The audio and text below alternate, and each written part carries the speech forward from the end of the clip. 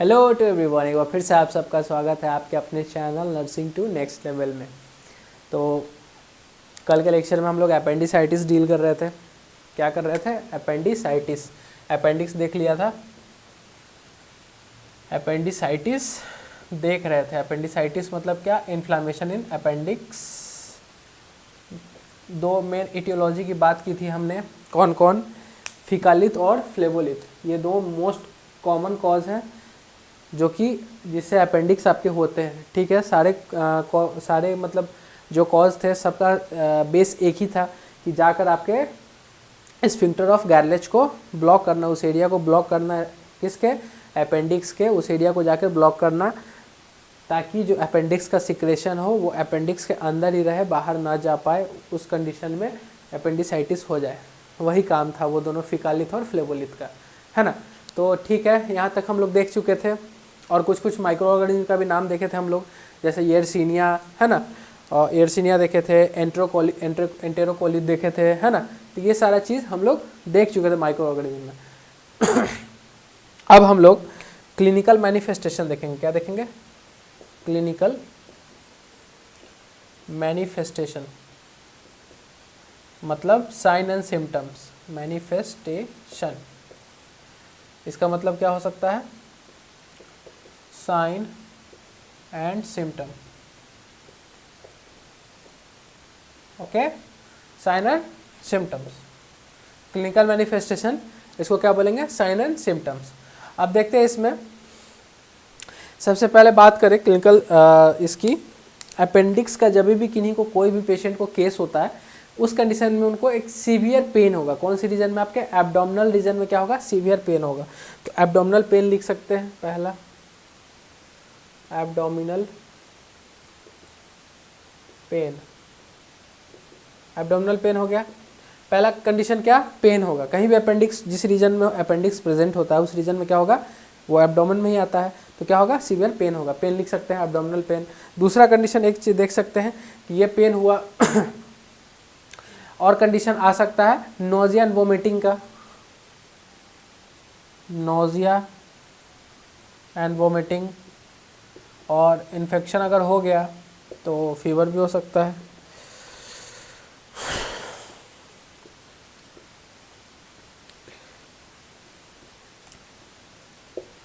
Constipation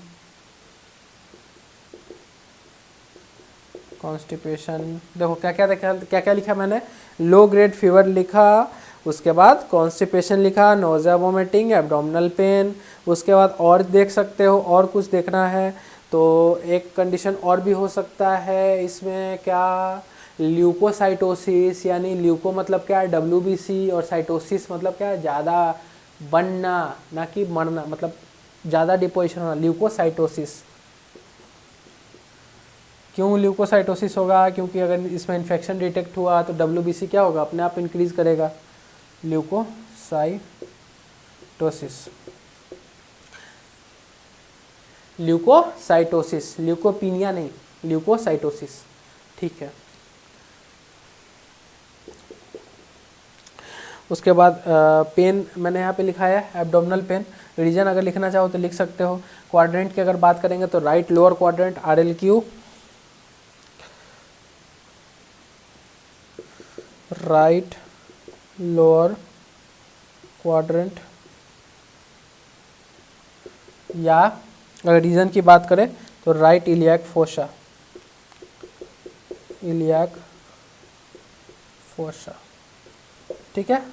pen का site लिख दो, साइट ऑफ पेन।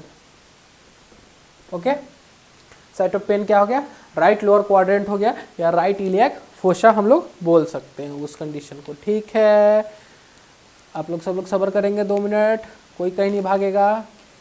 बस तुरंत जरा सा ये मारकर भाई साहब जो हैं इनको सर्दी लग गई है, तो थोड़ा सा इस पर काम करना पड़ता है इनकी सर्दी दूर करने के लिए। तो आप लोग भी बने रहें साथ में ही, भागे ना छोड़ के, नहीं तो भगौरे साबित कर दिए जाएंगे आप। बस वेट करते रहे, आ रहा हूँ। बस हो गया। चलो फाइनली फिलअप हो गया। ये मार्कर के डिजिटल बोर्ड ले आएंगे, जल्दी ले आएंगे, आप लोग का आशीर्वाद रहा तो। आशीर्वाद रहा मीन्स कि प्यार रहा तो, प्यार को भी आशीर्वाद ही बोलते हैं, है ना। तो डिजिटल बोर्ड भी जल्दी ही आएगा। चलो right lower quadrant, right iliac. अब देखो इसमें अपेंडिक्स के केस में कुछ कुछ ऐसे वर्ड मैं आपको बताऊंगा, जैसे एक मर्फी ट्रायड होता है। क्या होता है मर्फी ट्रायड? इसको लिखो पहले, मर्फी MURPHY ट्रायड। ये एक ट्रायंगल है, ट्रायंगुलर है, क्या है ट्रायंगुलर शेप है। देखो ऐसे ट्रायंगल बना लेना है, उसके बाद रुक जाना। मतलब ये तीन चीज़ अगर किसी में सिम्टम्स दिख रहे हैं, मर्फी ट्रायड अगर दिख रहे हैं, तो ज़्यादा चांसेस है उसको अपेंडिक्स होने का। क्या क्या? पेन, पेन कहाँ पे? वही आपके RLQ, नहीं तो फिर राइट इलियक फोसा। दूसरा फीवर और nausea and vomiting, nausea and vomiting. इस ट्रायड को क्या बोलते हैं? Murphy triad. ये मर्फी ट्रायड, जहां भी मर्फी ट्रायड दिखे, मर्फी ट्रायड मतलब पेन दिखे कौन सी रीजन में? राइट इलियक फोसा में या राइट लोअर क्वाड्रेंट। बेटर रहेगा आप ज़्यादा एग्जैक्ट अगर लोकेशन जानना है तो राइट इलियक फोसा देखोगे आप लोग। अगर वो पेन रहा, उसके साथ ही लो ग्रेड फीवर रहा या फीवर रहा और नोज़िया एंड वोमिटिंग हुई, तो समझ जाना कि ये क्या है आपका क्या हो गया? जॉन्डिस नहीं हुआ, क्या हुआ? अपेंडिसाइटिस हो गया उसको, पेशेंट को। ठीक है, चलो। ऐसे मर्फी ट्रायड, मर्फी साइन, ऐसे बहुत सारे मर्फी से रिलेटेड वर्ड होते हैं। क्या वो मैं बता दूं अभी आप लोग को या छोड़ दूं? वो अलग चीज़ें हो जाती हैं। बाकी हमें अभी सिर्फ मर्फी ट्रायड जानना है। जैसे मर्फी साइन मर्फी साइन एक साइन है, एक तरह का साइन, मतलब जो कि हमें कहाँ विजिबल होता है? हमें एक्यूट कॉलीसिस्टाइसिस में सिस्टाइटिस, हाँ सॉरी, एक्यूट कॉलीसिस्टाइसिस, सिस्टाइटिस, हाँ, एक्यूट कॉलीसिस्टाइटिस में हम लोग उसको देखते हैं। किसको? मर्फी साइन को। उसके बाद फिर मर्फी एक पंच साइन भी आता है, उसको मैं बता दूं। इस पे नहीं, देखो मर्फी एक पंच साइन भी आता है। क्या? Murphy punch sign. ये मर्फी पंच साइन कहने का मतलब ये अलग है, इस टॉपिक में नहीं है, इसमें आप लोग मत लिखना, बस समझाने के लिए बता रहे हैं। इससे मर्फी से रिलेट करके बता रहे हैं कि मर्फी से भी बहुत सारे वर्ड होते हैं। जैसे मर्फी साइन मैंने बताया आपको, कहाँ पे डिटेक्ट कर सकते हैं हम लोग, कौन से, कहाँ पे ये साइन कहाँ पे डिटेक्ट होता है? एक्यूट कॉली क्या सिस्टीआइटिस में। क्या? एक्यूट कॉलीसिस्टाइटिस, सिस्टाइटिस भी बोल सकते हैं, सिस्टीआइटिस भी बोल सकते हैं, जो बोलना बोलो, कोई दिक्कत नहीं। बात समझना चाहिए फीलिंग लेकर, है ना। तो मर्फी पंच साइन कहाँ पे दिखेगा पहले जान लो। मर्फी पंच साइन जो होता है वो पाइलोनेफ्राइटिस में। किसमें? पाइलोनेफ्राइटिस। इस ये डिजीज कंडीशन में जो साइन देखेंगे हम लोग कौन? जैसे मर्फी पंच साइन, जैसे यहाँ पे हम लोग क्या देखें? मर्फी ट्रायड, वैसे उसमें मर्फी पंच साइन देखेंगे। और जो एक्यूट कॉलीसिस्टाइटिस में मैंने बताया, उसमें क्या देखेंगे? Murphy sign. Murphy punch sign कैसे देखते हैं? ये थोड़ा इंटरेस्टिंग है, चलो इसको पहले मिटा दें। लिख लिया हो? वो अभी जितना ये सब लिखना था ये मत लिखना अभी, ठीक है? ये बस समझने की बातें हैं। चलो मिटा दें। आज नया ले लिया है फाइनली विद वुडन फिनिश।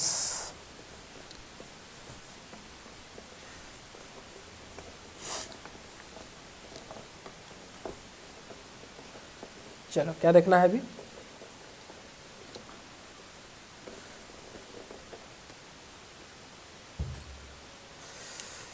हाँ, मर्फी पंच साइन देख रहे थे हम लोग। क्या देख रहे थे? Murphy punch sign. देखो ये क्या हुआ, मान के चलो ये हमारा फ्लोटिंग रिब्स हो गया। क्या ये? Floating, sorry, FLOATING, floating ribs. कितना हो गया ये? 11-12 होता है, ठीक है। 11 12 फ्लोटिंग रिब्स के जस्ट नीचे आपका किडनी सिचुएटेड होता है। क्या होता है? किडनी। ठीक है, मान के चलो सपोज दैट ये आपकी किडनी है। अब हम लोग डिजीज कंडीशन किस में देख रहे हैं? पाइलोनेफ्राइटिस में पंच साइन देखते हैं। ठीक है, तो ये होता कैसे है? देखो, ये किडनी जो है, ठीक है, कोस्टोवर्टिब्रल एंगल, मतलब ये किडनी जो है फ्लोटिंग रिब्स के जस्ट नीचे जो प्रेजेंट है, उसको हम लोग यहाँ पे एक पंच टाइप का करते हैं। कैसे पंच करेंगे? देखो, यहाँ पे ऐसे रखते हैं पीछे की तरफ से, ये पीछे, जैसे ये पेशेंट है तो मेरे पोस्टीरियर साइड से, मतलब पीछे वाले साइड से, मतलब ऐसे खड़े हैं। ठीक है, और मेरा यहाँ पे फ्लोटिंग रिब्स है, फ्लोटिंग रिब्स 11 12 के जस्ट नीचे मेरा किडनी सिचुएटेड है। किडनी के जस्ट यहाँ पे ऐसे करेंगे, ठीक है, और ऐसे उस पर मारेंगे। ठीक है, अगर पेशेंट को अगर पेन हुआ तो पाइलोनेफ्राइटिस का सिम्टम्स आ सकता है ना? मज़ेदार, समझ में आया? नहीं समझ में आया? फिर से बताते हैं। देखो, ये मैं खड़ा हूँ, मैं छोड़ो, अपन खड़े इधर ऐसे टर्न किया मैंने, और मेरा यहाँ पे जैसे 11 12 जो मेरा रिब्स है उसके जस्ट नीचे मेरा किडनी सिचुएटेड है यहाँ पे। तो मुझे अगर एसेस करना होगा पाइलोनेफ्राइटिस का, एक साइन बता रहा हूँ, ऐसा जरूरी नहीं, कंपल्सरी। फ्रेम में आ रहा है? तो क्या करना है, यहाँ पे ऐसे ऐसे रखना है और इसको इस पर ऐसे पंच करना है। जब पेन स्टार्ट होगा तो वो हम लोग वही प्रोसेस को क्या बोलते हैं? मर्फी पंच साइन बोलते हैं, जो कि पाइलोनेफ्राइटिस में यूज़ होता है। ठीक है, ज़्यादा भी नहीं जानना, जब पाइलोनेफ्राइटिस पढ़ाएंगे तो उस समय अच्छे से बताएंगे। अभी क्योंकि मर्फी से रिलेटेड था, बर्फी बर्फी बर्फी, हाँ वही बर्फी वाला, मर्फी बर्फी सब एक ही है, तो इसलिए बता दिया। इसलिए ज़्यादा दिल पे नहीं लेना अभी इसको, जब पाइलोनेफ्राइटिस पढ़ाया जाएगा तो बताया जाएगा। ये कहाँ पे पढ़ाएंगे हम लोग? रेनल डिसऑर्डर में पढ़ेंगे। नेफ्राइटिस है, आइटिस मतलब इन्फ्लामेशन, नेफ्रॉन देखेंगे उस टाइम वहाँ पे अच्छे से पाइलोनेफ्राइटिस को।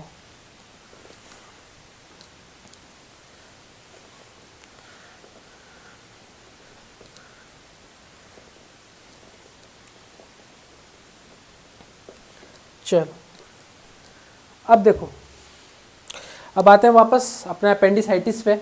अपेंडिसाइटिस में पेन लोकेशन की अगर बात करें, पेन लोकेशन या लोकेशन ऑफ पेन, पेन कहाँ होता है? तो एक बहुत ही अच्छा नाम है मैक बर्ने पॉइंट। क्या?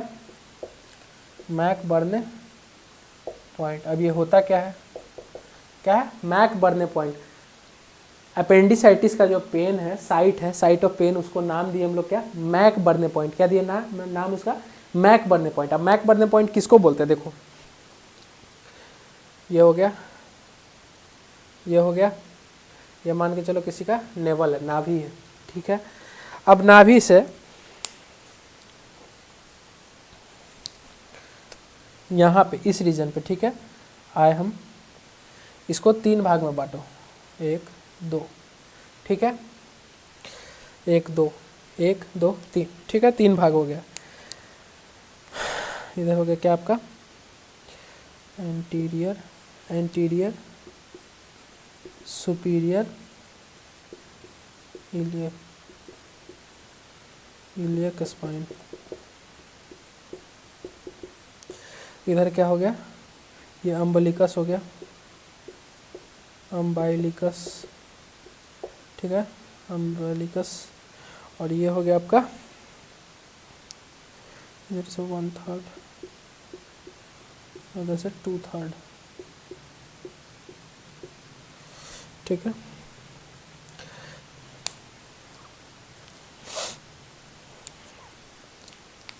देखो, कहने का मतलब ये नेवल अम्बलिकस हो गया। अब ये मैक बर्नी पॉइंट हमें जानना है, ये लोकेशन जानना है, मैक बर्नी पॉइंट होता कैसे और लोकेशन जानना है उसका। तो देखो, आपने मेडियल, प्रॉक्सिमल, डिस्टल पढ़ा होगा, मेडियल और लेटरल पढ़ा होगा, है ना। तो मेडियल क्या होता है? अंदर से बाहर की तरफ, अंदर से बाहर की तरफ, मतलब इसको रेफरेंस के लिए हम बता देते हैं। मेडियल पॉइंट जो हो गया, ये देखो, ये क्या हो गया? मेडियल हो गया पॉइंट। क्या हो रहा है? अंदर से बाहर की तरफ जा रहा है। और ये क्या हो गया? लेटरल। ये समझ में आया ना? बेसिक एनाटॉमी है ये। अंदर से बाहर की तरफ मेडियल, बाहर से अंदर की तरफ, अंदर से बाहर की तरफ मेडियल, बाहर से अंदर की तरफ लेटरल। अब समझ में आएगा कि देखो, अम्बलिकस, अम्बलिकस से कहाँ? एंटीरियर की तरफ। कितना है? 2/3। अम्बलिकस से एंटीरियर की तरफ कितना है 2/3, इसको लिखेंगे पोजीशन को, यहाँ पे आना है तो 2/3, तो इसको अम्बिलिकल से या एंटीरियर सुपीरियर इलियाक स्पाइन के पास क्या आ रहा है, मेडियल आ रहा है ना, मेडियली बोलेंगे उसको, तो इसको लिखेंगे सबसे पहले मेडियली। नहीं समझ में आ रहा बताएंगे, रुको घबराना नहीं है, थोड़ा सा नया है टर्म, जिनको समझना होगा समझ चुके हैं। फ्रॉम, नहीं आ रहा जिनको डोंट वरी, टेंशन नहीं लेना है, अम्बिलिकस, क्योंकि मुझे भी नहीं आया था एक बार में समझ। अब देखो बाहर से अंदर की तरफ 1/3 laterally, 1/3 from anterior superior iliac spine. ठीक है, देखा जाए, समझा जाए बात को। अंदर से बाहर की तरफ मेडियल, बाहर से अंदर की तरफ लेटरल। ये मैंने एक लाइन बनाया, लाइन को 3 भाग में बांटा, जिसमें से पोजीशन की अगर बात करें हम लोग तो इधर से मतलब बाहर से अगर अंदर की तरफ जाते हैं तो क्या है 1/3, क्या है लेटरली 1/3, 1/3 किससे है, anterior superior iliac spine, literally किससे है 1/3, और 2/3 किससे है, अम्बलिकस से, किससे 2/3 अम्बलिकस से। अम्बलिकस से कैसे, मीडियली, अगर इधर से इधर की तरफ देखेंगे मीडियली देखेंगे तो 2/3 यहाँ पे ये मैक बर्नी पॉइंट है प्रेजेंट, और इधर से लेटरली अगर देखेंगे बाहर से अंदर की तरफ तो मैक बर्नी पॉइंट कहाँ पे प्रेजेंट है 1/3 पोजीशन पे। ठीक है, समझ में आया, किसी को कोई दिक्कत है, कोई दिक्कत बताओ जल्दी, दिक्कत है तो बताओ, कमेंट करो, नहीं फिर से बताते, देखो समझो। मेडियली मैक बनने पॉइंट हमें देखना है कहाँ पे प्रेजेंट होता है, ये हमारा अम्बिलिकस, नाभि सबको पता है, अम्बिलिकस पता है, जस्ट राइट साइड में उसको कॉर्नर कर दो, ऐसे तीर बना दो, ठीक है, तीर बना दिया हमने, ठीक है। अब यहाँ से 3 भाग में हमने इसको डिस्ट्रीब्यूट किया। मीडियली जब अंदर से बाहर की तरफ जाएंगे तो क्या है 2/3 फ्रॉम अम्बिलिकस, 2/3 पोजीशन है, साइड मैक बनने पॉइंट का साइड क्या है 2/3 मतलब 2/3 मतलब या 2/3 ऐसे ही बोल सकते हैं, हाँ ठीक है 2/3 फ्रॉम अम्बिलिकस, और लेटरली की अगर बात करें तो 1/3 फ्रॉम क्या, एंटीरियर सुपीरियर इलियक स्पाइन। समझ में आया कि अभी भी प्रॉब्लम है, अब समझ में आ जाना चाहिए, प्रॉब्लम नहीं होनी चाहिए। ठीक है, जल्दी से इसको नोट करो।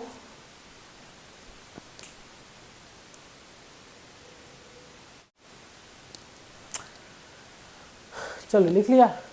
अब देखो मैंने आपको कुछ साइन बताए थे, मतलब एक ही साइन बताए थे, लिखाए तो एक ही थे, लेकिन उसके अलावा बाकी जो लिखाए थे इधर उधर के, जैसे पाइलोनेफ्राइटिस के, एक्यूट कॉलीसिस्टेटाइटिस, वो सब अलग हो गया, ठीक है, वो सब का टेंशन नहीं लेना है अभी मेन जो मैंने बताया आपको, क्या बताया, अपेंडिसाइटिस में कौन सा बताया, जल्दी बताओ आप लोग, कमेंट करोगे, सिर्फ आगे पढ़ लेते हो पीछे का भूल जाते हो, जल्दी बताओ कौन सा साइन बताया मैंने इसमें, बताओ, बर्फी क्या बताया, जल्दी बताओ, नहीं पता, भूल गए, चलो कोई नहीं, इट्स ओके। चलो क्या करना है अभी हमें,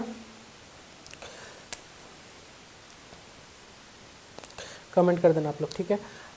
क्लिनिकल मैनिफेस्टेशन है, अभी साइन देख रहे हैं हम लोग, ठीक है, साइन सिम्टम्स में ही आएगा। तो अब साइन देखो, एक साइन होता है क्या, रोवसिंग साइन, क्या रोवसिंग साइन,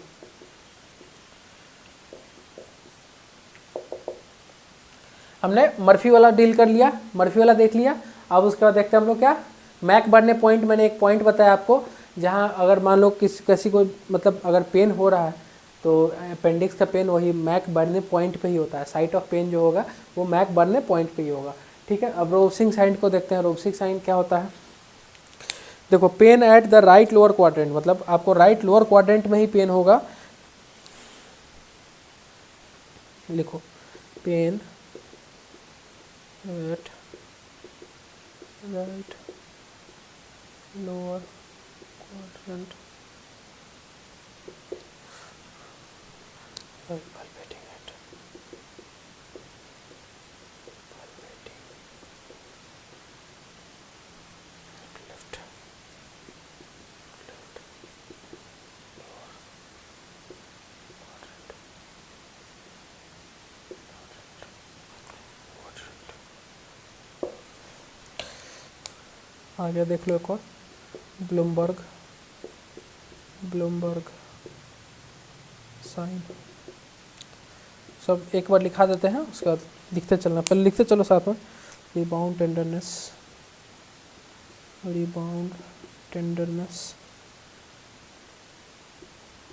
रिबाउंड टेंडरनेस,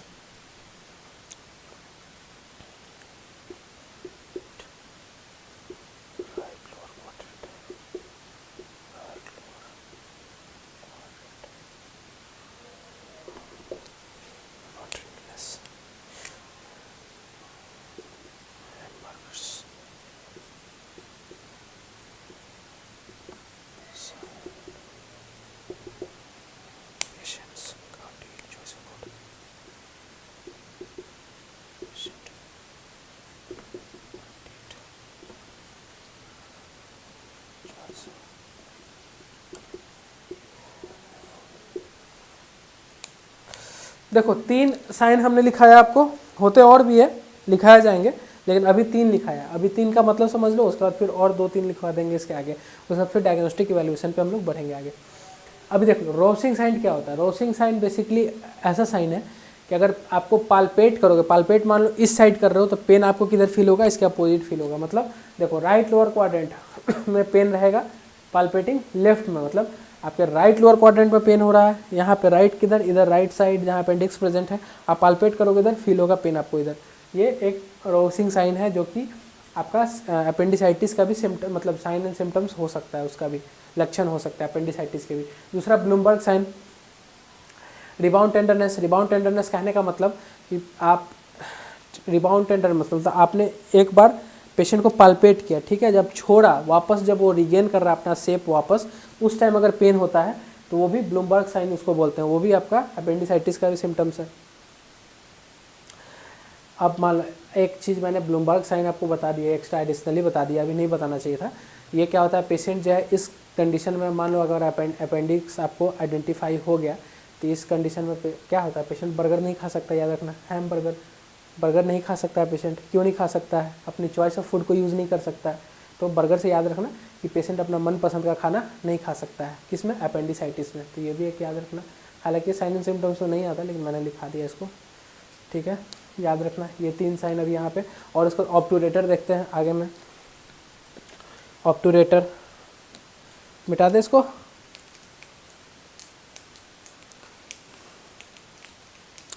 चलो जल्दी से लिखो इसको।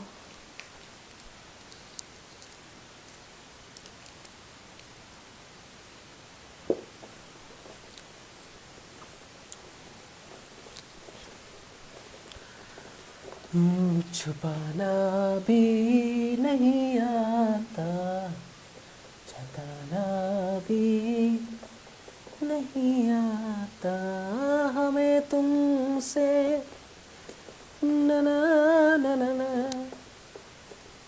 बताना भी नहीं आता, छुपाना भी, है ना।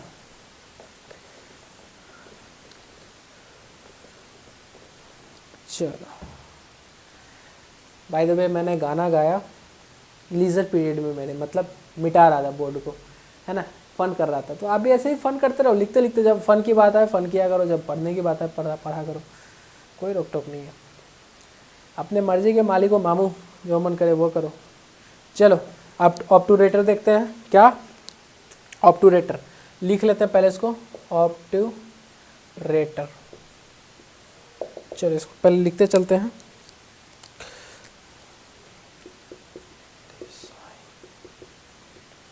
Patient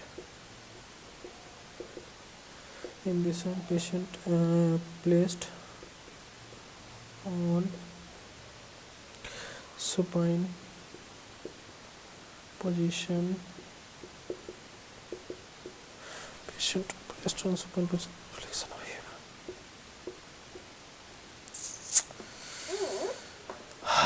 hip with flexion of hip flexion of hip and knee। क्या हो रहा है इसको यार, बार बार सूख क्यों जा रहा है। thereafter lower leg moves outward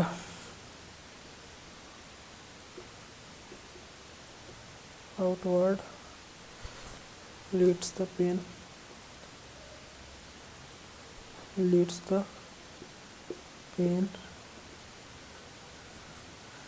internal Q right lower quadrant. यार फिर से ख़त्म हो गया क्या इसका इंक, क्या हो रहा है इसके साथ।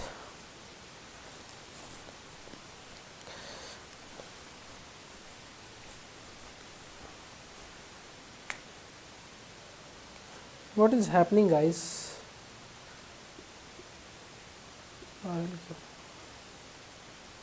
ठीक है, देखो ऑब्टूरेटर ये भी एक तरह का साइन है। क्या है? एक तरह का साइन है। कैसा साइन है? पेशेंट को बेड पे एकदम सुपाइन पोजीशन में लिटा दो। क्या? सुपाइन पोजीशन में लिटा दो। उसके बाद उसको बोलो कि फ्लेक्शन ऑफ हिप और नी का फ्लेक्शन करे। मतलब कैसे बताऊँ मैं, सीधा सुतो, सीधा एकदम मस्त सो जाओ, एकदम चिल मारते हुए अपने पैर को उठाओ ऊपर और फोल्ड करो, ऊपर की तरफ करो पैर को ऐसे 90 डिग्री में, और फिर उसका नी से एक बार और फोल्ड करके उसको सामने कितना 180 डिग्री ऐसे देखोगे। सो के देखोगे तो 180 डिग्री और बैठ के देखोगे तो 90 डिग्री। समझ में आ रहा है? मतलब कहने का कि ये है सुपाइन पोजीशन में बंदा, ठीक है, इसकी पैर है ऐसे, दोनों हवा में पैर है इसके, ठीक है। यहाँ तक समझो, ये सुपाइन पोजीशन, पैर कहाँ पे, ये हिप का फ्लेक्शन क्या ऊपर की तरफ, ठीक है। उसके बाद पैर को क्या करना है, इसके ये दोनों पैर को ऐसे ऐसे यहाँ तक रखो, इसके बाद फिर मोड़ देना है पैर को ऐसे ऐसे करना है। जब ये करने के बाद पेशेंट को क्या होगा, यहाँ पे यहाँ का मसल्स खींचेगा। खींचने के बाद जो अगर पेन हुआ राइट लोअर क्वाड्रेंट में, किधर, राइट लोअर क्वाड्रेंट में अगर पेन हो रहा है ये करने के बाद, तो कंफर्म करेंगे हम लोग इस चीज़ को। कंफर्मेटरी नहीं है, ये साइन है बेसिकली एक तरह का कि वो क्या है, अपेंडिसाइटिस का केस हो सकता है। क्या? अपेंडिसाइटिस। समझ में आया इतना आराम कहानी लिखने का मतलब? नहीं समझ में आया? ये आदमी है, सुपाइन पोजीशन में लेटा हुआ है, पैर भी पूरा फ्लैट है, इसने पैर को 90 डिग्री में उठाया, फिर नी से मोड़ के फिर नी को 180 डिग्री में, मतलब ये पैर उठा के फिर नी ऐसे, ठीक है। समझ में आया? अगर उस कंडीशन में इसको यहाँ पर राइट लोअर क्वाड्रेंट में अगर पेन होता है, मतलब इधर पेट की नाभि के नीचे, ठीक है, अगर नेवल के नीचे, अम्बिलिकल के नीचे, तो उसको अगर पेन होता है तो उस कंडीशन को हम लोग क्या बोलेंगे, ऑब्टूरेटर। ये साइन को क्या बोलेंगे हम लोग, ऑब्टूरेटर। समझ में आया? यही इतना लिखा हुआ है, देखो क्या लिखा हुआ है, in this sign patient placed on supine position, ठीक है, सुपाइन पोजीशन पे लेटाया गया with flexion of hip, hip का फ्लेक्शन हुआ, उसके बाद एंड नी, नी का भी फ्लेक्शन हुआ। Thereafter lower leg moves outward, ठीक है, लोअर लेग क्या करना है, आउटवर्ड, बाहर की तरफ मूव करना है इसको, बाहर की तरफ ऐसे। तो क्या होगा, पेन कहाँ होगा, राइट लोअर क्वाड्रेंट में अगर पेन हुआ, leads the pen eight RLQ, अगर हुआ तो अपेंडिसाइटिस, ठीक है। एक ये कंडीशन ऑब्टूरेटर हो गया। एक और लिख लो, सो एस साउंड नहीं लिखा पाएगा, इस पर मिटाना पड़ेगा, चलो इसको मिटा दें। धीरे धीरे से, एक से ज़्यादा गाना नहीं गा सकते, कॉपीराइट आ जाएगी नहीं तो फिर। हालांकि अभी चैनल मोनेटाइज नहीं हुआ अपना। आप लोग करो यार, क्या कर रहे हो, चैनल को मोनेटाइज करने में हेल्प करो, मोनेटाइजेशन ऑन करवाओ। रोकड़ा वोकड़ा आएगा तभी तो डिजिटल बोर्ड आएगा क्लास में, नहीं तो इसी पे पढ़ना है क्या। Psoas sign psoas psoas psoas जो बोलना है बोले इसको। अब पी साइलेंट होता है, ठीक है। रुक जाओ जरा सा, मैं बार बार ये ब्लू वाला धोखा दे रहा है मेरे को।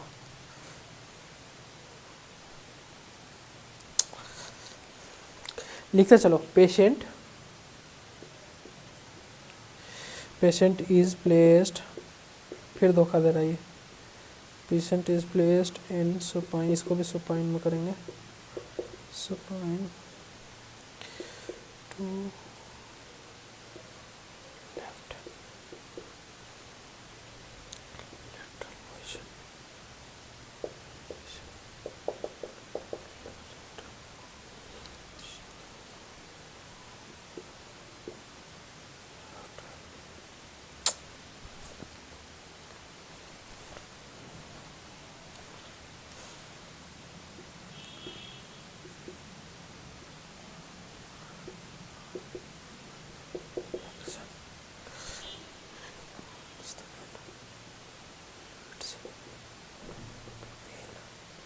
दिख रहा है आप लोग को ना यार, फ्रेम में बताना दिख रहा है कि नहीं दिख रहा है आप लोगों को।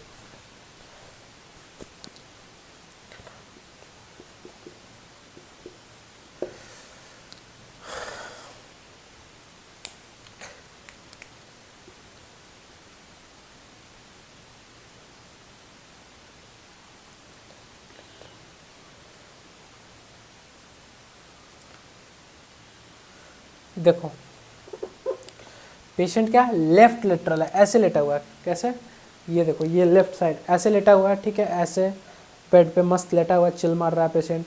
अब पेशेंट को क्या बोला गया कि अपना लेग का जो ऐसे ही ऐसे, ठीक है, एकदम ऐसे लेफ्ट लेटरल, इस पे मतलब फोर्स लगना चाहिए इस शोल्डर पे, ऐसे लेटा हुआ पेशेंट। अब पेशेंट को बोलो कि अपने पैर को आगे पीछे मूव करे, मतलब फ्लेक्जन करे, उसको फ्लेक्स करे, ठीक है, फ्लेक्स करे आगे पीछे, या सिर्फ बैकवर्ड भी बोल सकते हो। बैकवर्ड करेगा तो क्या होगा, यहाँ का स्किन खींचेगा। ये मान लो ये मेरा पैर है, ठीक है, इस साइड वाला राइट वाला। अब राइट वाले पैर को मैं ऐसे लेट के ऐसे पीछे करूँगा तो यहाँ का स्किन खींचेगा ना। अब यहाँ का जैसे स्किन खींचा तो क्या होगा, पेन होगा। तो वो क्या है, वो कंडीशन भी किसको लीड करेगा, अपेंडिसाइटिस को लीड करेगा। देखो मान लो ऐसे नहीं बनाना चाहिए इसको, ऐसे बनाओ, ठीक है, ये मस्त अपना ही श्यामलाल इज वॉचिंग पोगो, ठीक है। He is suffering from appendicitis. It is assuming, we don't know is it confirmatory or not. So क्या बोलेंगे इसको, पैर को पीछे करो और ये अपना स्ट्रेट रहेगा। ये पैर पीछे करेगा तो यहाँ का क्या होगा, स्किन फ्लेक्स होगा, खींचेगा, यहाँ का तो पेन होगा, है ना। तो ये भी कंडीशन सोया साइन भी हम लोग ले सकते हैं। प्रॉपर मैं हर एक साइन बता रहा हूँ आपको अपेंडिसाइटिस के, याद रहने चाहिए कौन कौन से साइन। मर्फी साइन बताया 3 वाला, मर्फी ट्रायड बताया था, वो साइन नहीं था, वो ट्रायड ही था, जिसमें क्या क्या था आपका, पेन था और फीवर था और नोज़ा एंड वोमिटिंग था, ये तीनों मिक्स था। उसके बाद फिर से हमने एक लाइन से बहुत सारे साइन डिस्कस किए, Rovsing sign, Blumberg sign, hamburger, obturator, psoas, इतना सारे 4-5 साइन के नाम हमने ले लिए। चलो अब साइन एंड सिम्टम्स ख़त्म, ये सारे याद रखना अपेंडिसाइटिस में। अब चलो क्या देखेंगे हम लोग, अजी देखना क्या है, आइए देखते हैं।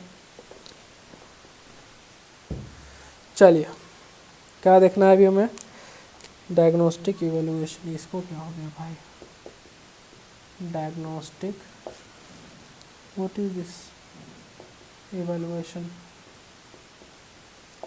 diagnostic evaluation,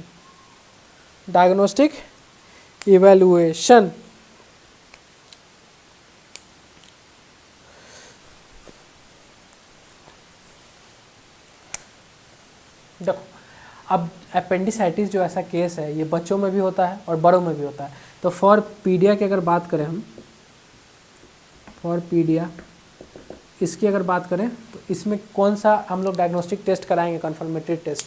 तो पीडिया बच्चों में क्या हो सकता है, आपका यूएसजी, ठीक है, ऑफ एब्डोमेन होल एब्डोमेन भी करा सकते हैं, ऐसे लोअर एब्डोमेन का कराएंगे, लोअर एब्डोमेन में ही आ जाएगा, ठीक है।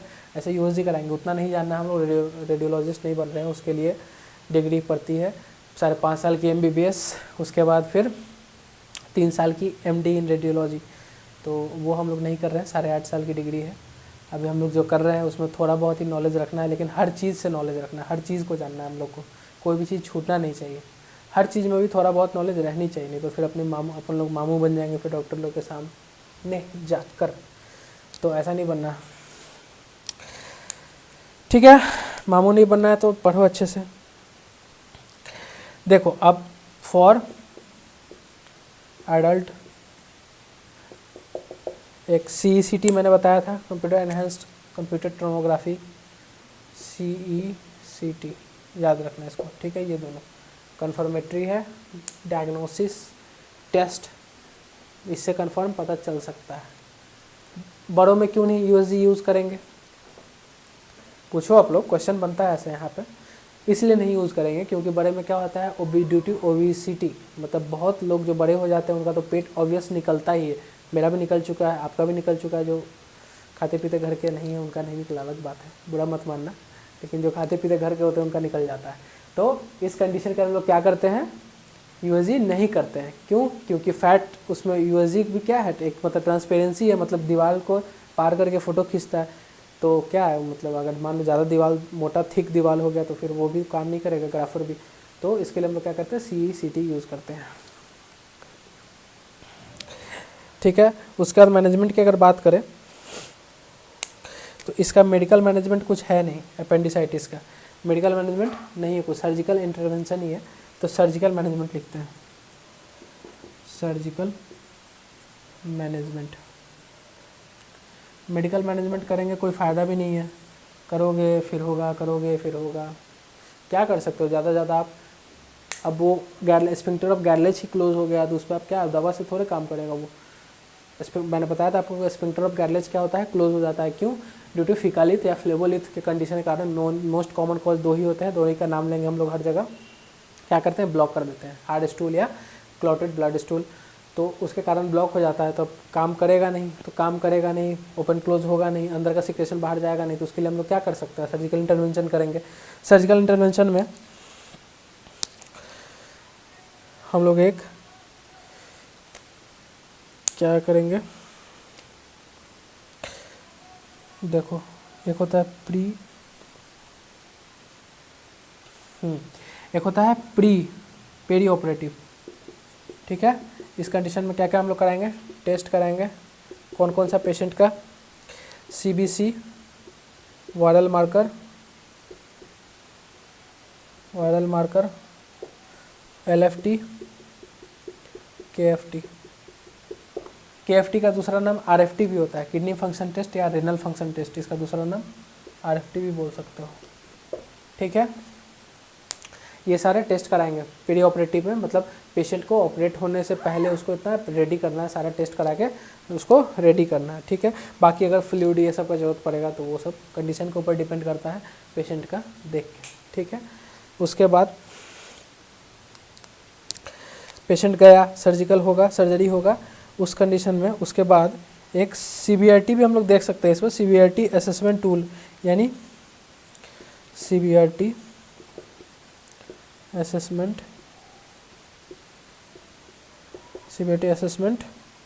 टूल या स्कोरिंग बोल सकते हैं उसको।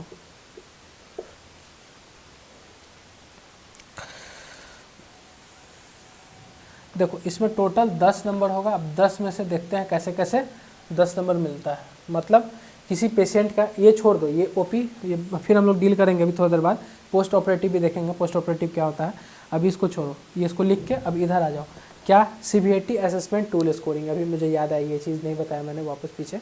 तो इसमें क्या होता है कि आप मान लो अपेंडिक्स है किसी को, तो कैसे आप पता करोगे कि हाँ उसको कितना, कौन से ग्रेड का है, कितना नंबर उसको दे रहे हैं हम लोग, तो एक क्राइटेरिया होता होगा ना, उसको फुलफिल करना होगा ना, तो ठीक है। तो लिखते हैं सबसे पहले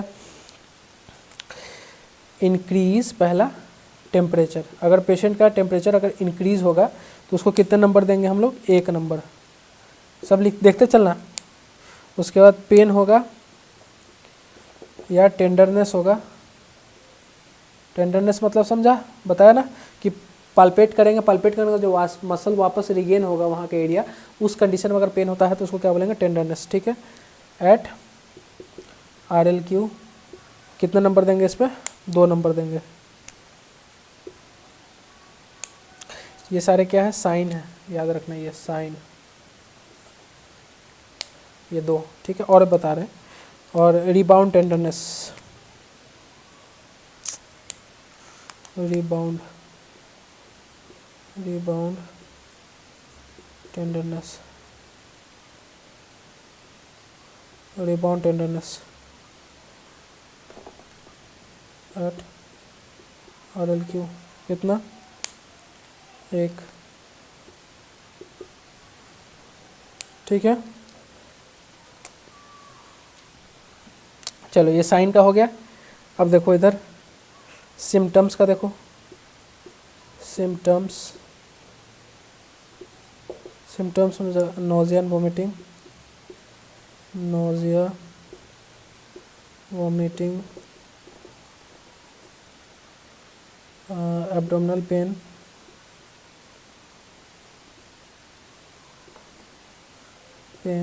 ठीक है, पेन, माइग्रेशन। ठीक है, ये सारे में स्कोर क्या देंगे, 1 1। ठीक है, साइन का हो गया, सिम्टम का हो गया। एक और कंडीशन है लैबोरेटरी वाला टेस्ट जो कराएंगे कन्फर्मेटरी के लिए। अब उसमें देखते हैं क्या क्या होता है। पहला कंडीशन है ल्यूकोसाइटोसिस, मतलब ल्यूकोसाइटोसिस कहने का मतलब क्या पता है किन्हीं को, नहीं पता तो देखो लिख देते हैं। इमेच्योर WBC का नाम बताओ जल्दी से आप लोग। इमेच्योर RBC जैसे हम लोग पढ़ते थे जिसमें न्यूक्लियस क्या होता था, प्रेजेंट होता था, है ना, वैसे इमेच्योर WBC का नाम बताओ। मैंने आपको ब्लड में पढ़ाया है, जल्दी बताओ, गूगल करके बताओ या कुछ भी बताओ, जल्दी बताओ इमेच्योर WBC का क्या नाम होता है। कमेंट में जवाब चाहिए सबका। लेफ्ट शिफ्ट, ठीक है, इसका 2 नंबर, इसका 1 नंबर जोड़ो तो, 3 4 5 6 7 7 2 9 1 10। ठीक है, चलो CBIT के बेसिस पे टोटल 10 नंबर। अब ये सारे CBIT को, ये सारे स्टेप्स को आपको पेशेंट में देखना है, अगर हो रहा है उसके अकॉर्डिंग हम उसका अपेंडिसाइटिस मेजर, मतलब उसके अकॉर्डिंग हम उसको डालेंगे CVR में। अगर मान लो फ्रेम में आ रहा है, ये पहले देख ले, हाँ फ्रेम में आ रहा है, ठीक है। मान लो कि पेशेंट का स्कोर कितना कितना आएगा तो कितना मानेंगे, ठीक है, रुको देखो 7 से अगर 9 से अगर मान लो, पहले 9 to 10 अगर आ रहा है, 7 to 8, 5 to 6 और लेस देन 6। ठीक है, 9 से 10 आ रहा है तो क्या है, very probable,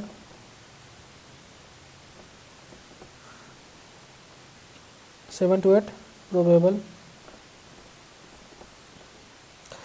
compatible 5 to 6 compatible और लेस देन 6 क्या, लो रिस्क। ठीक है, इसका बताया, ल्यूकोसाइटोसिस का क्वेश्चन मैंने सबसे किया था, जल्दी बताओ, नहीं पता, माइलोब्लास्ट बोलते हैं, क्या बोलते हैं उसको, माइलोब्लास्ट, क्या बोलते हैं, इमेच्योर WBC का नाम क्या है, माइलोब्लास्ट,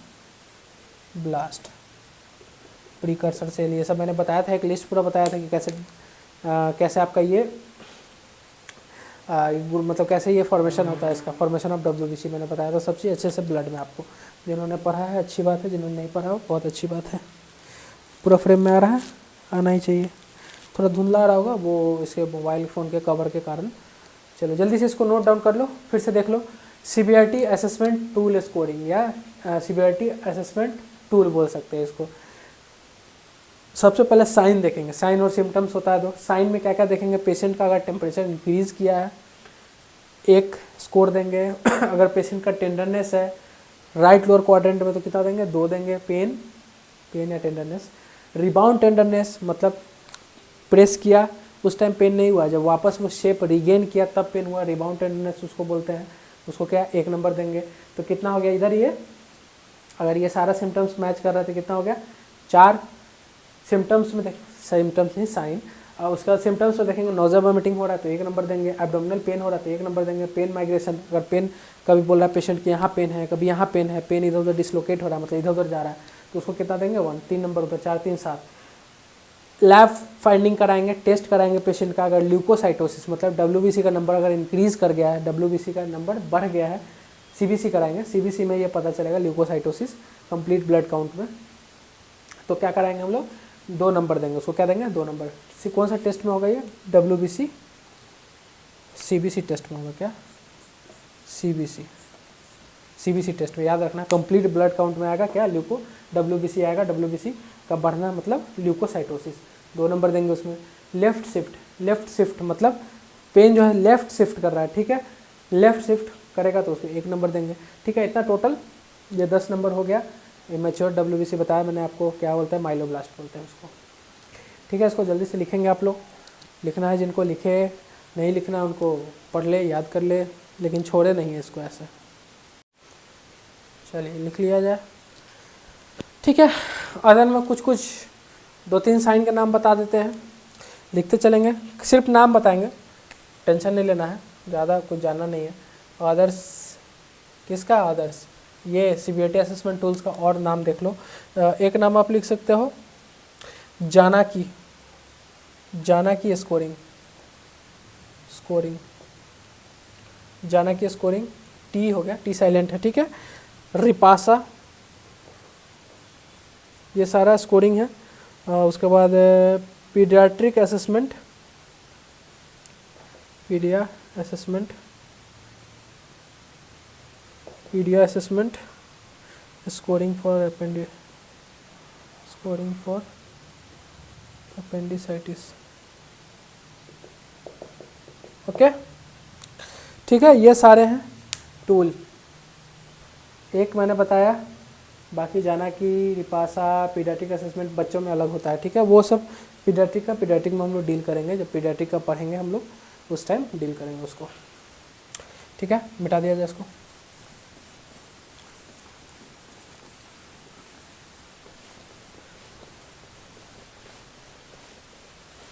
जाना की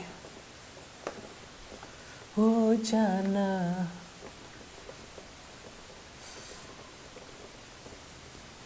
श्री राम,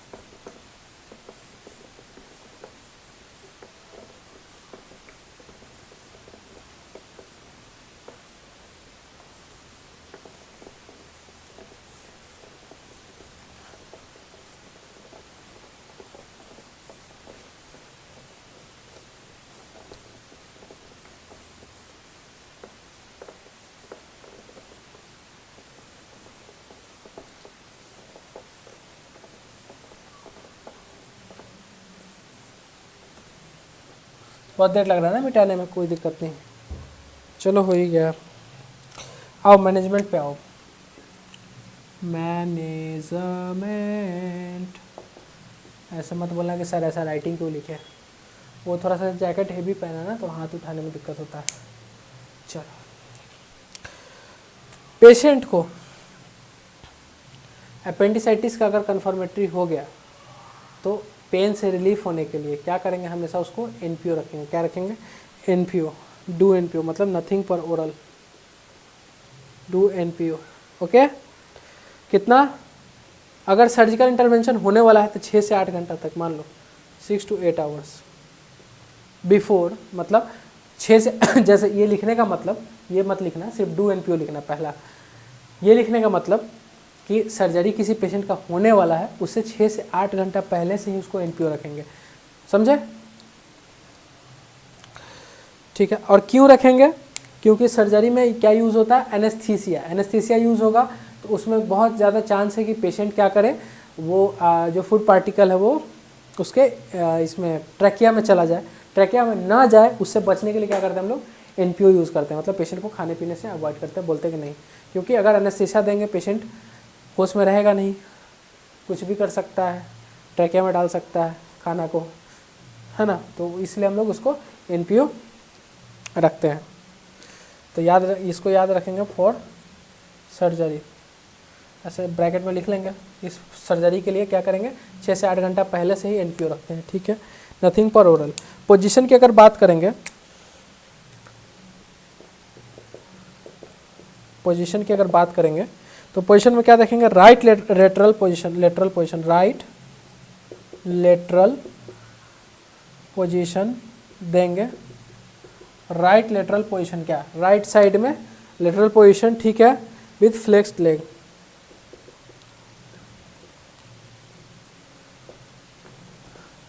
क्यों देंगे ये पोजीशन, ताकि पेशेंट को पेन कम से कम हो। राइट साइड में लेटेगा और लेग को क्या करेगा, फ्लेक्स करेगा, तो उसको फ्लेक्स करना मीन्स कि पूरा फ्लेक्स नहीं करना, नॉर्मली रहेगा, तो उसको क्या होगा, यहाँ पे जोर नहीं पड़ेगा। अगर वही लेफ्ट में घूम के और राइट को फ्लेक्स करेगा तो यहाँ पे जोर पड़ेगा इस मसल्स पे, ठीक है, तो इसीलिए क्या करेंगे, उसको राइट लेटरल देंगे, ठीक है, पोजीशन में। पेन की अगर बात करें, पेन में बहुत पेन हो गया, pain pain pain pain pain pain pain, तो पेन किलर क्या करेंगे, अवॉइड करेंगे, क्योंकि इसका इलाज पेन किलर से नहीं है। अब बताएंगे क्यों अवॉइड करेंगे। अगर आप लोग इंटरेस्टेड हो तो सुनो, नहीं इंटरेस्टेड हो तो फिर भी इंटरेस्ट लो, मेरी बातों पे इंटरेस्ट लो, लेना ही पड़ेगा, नहीं तो फिर प्रॉब्लम हो जाएगा, ठीक है। तो पेन किलर्स जनरली लिखते चलेंगे पहले, generally avoid to prevent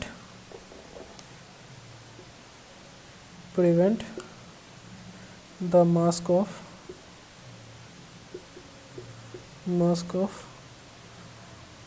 the feature of appendix। मतलब बगल में शादी होने वाली, खाने का जुगाड़ हो गया आज। कोई नहीं, it's joking, mamma mia, I am joking. ऐसे ही घुस के नहीं खाते किसी की शादी में, पहले बहुत करता था मैं, लेकिन अब नहीं, छोड़ दिया।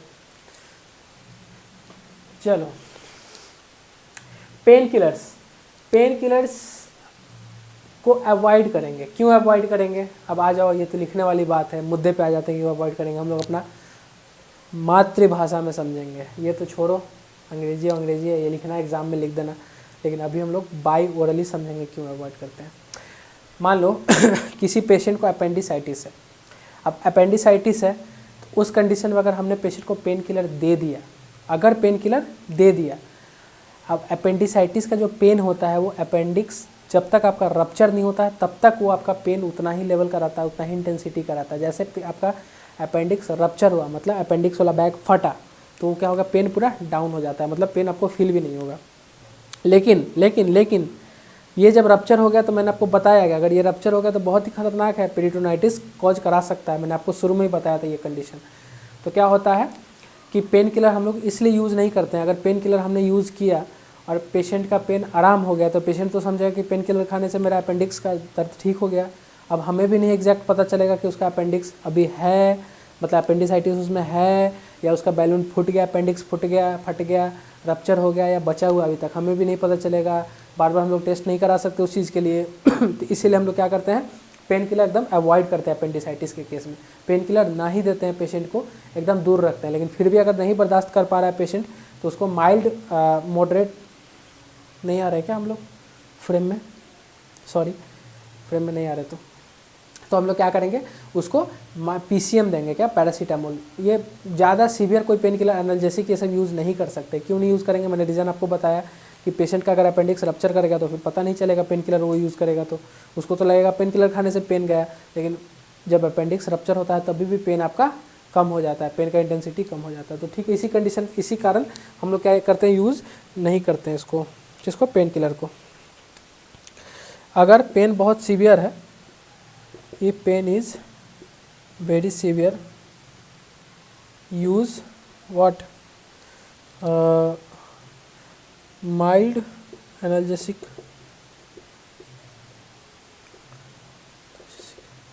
लिख दो PCM। ओके, और क्या क्या नहीं कर सकते हैं, नेवर यूज हॉट एप्लीकेशन, गरम सेकना नहीं है उसको, वहाँ पे पेन हो रहा है तो कभी भी नहीं सेकना है, ये बेवकूफ़ी नहीं करनी है। टू प्रिवेंट, नहीं तो फिर क्या होगा, रप्चर हो जाएगा अपेंडिक्स। ये बेवकूफ़ी नहीं करनी है, कभी भी क्या करना है, गर्म चीज़ों से नहीं सेकना है, हॉट एप्लीकेशन को यूज़ नहीं करना है, ठीक है। यूज़ क्या करेंगे, cold application only for 30 minutes, मतलब use cold application for only 30 minutes. 30 minute से ज़्यादा करोगे तो फिर इसका इफेक्ट अपोजिट हो जाएगा, मतलब ये भी रप्चर कर सकता है। 30 मिनट से ज़्यादा यूज़ नहीं करना है इसको, ठीक है। और क्या क्या यूज़ नहीं कर सकते हैं, never use enema and laxatives, ये तो एकदम नहीं, एकदम यूज़ नहीं करना है बेचारे को। तो पेशेंट को ये दे दोगे तो फिर क्या होगा, बार बार आपके स्टूल पास होंगे वहाँ से, उस रीजन से बार बार क्या दिक्कत करेंगे, पेन, बहुत सीवियर पेन कॉज कराएंगे, इसलिए ये सब यूज़ नहीं करना है। स्टूल पास करने का मतलब कि आपका जो ये इलियम होता है, यहाँ पे क्या होगा, ये हॉस्ट्रा, ऐसा ऐसा हॉस्ट्रा मैंने बनाया, ये अपेंडिक्स ऐसा ऐसा बनाया था हॉस्ट्रा, है ना। तो यहाँ पे क्या होगा, यहाँ पे इस बार बार आप दोगे एनिमा, चाहे कुछ भी लैक्सेटिव दोगे, तो यहाँ से स्टूल पास करेगा, फिर यहाँ से निकलेगा, गुजरेगा यहाँ से, बार बार ये मूवमेंट होगा तो पेन होगा ना, है ना। इसीलिए NPO रखते हैं, कुछ खाना नहीं देता है। समझ में आया। इस स्ट्रक्चर को क्या बोलते हैं, हॉस्ट्रा बोलते हैं। क्या बोलते हैं, हॉस्ट्रा, लार्ज इंटेस्टाइन के। याद रखना सब लोग, हॉस्ट्रा किसको बोलते हैं। चलो ठीक है।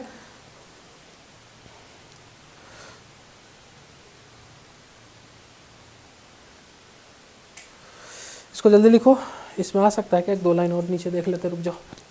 हाँ, 1 लाइन तो आ ही जाएगा इसमें, 1 से 2 लाइन और आ जाएगा, रुको लिख ही देते हैं। देखो, अगर पेशेंट बोल रहा है कि पेन पूरा ख़त्म हो गया है, तो उस टाइम क्या करेंगे, एसेस फॉर रप्चर। रप्चर क्या करेंगे, रप्चर को एसेस करेंगे। इफ पेशेंट कंप्लेन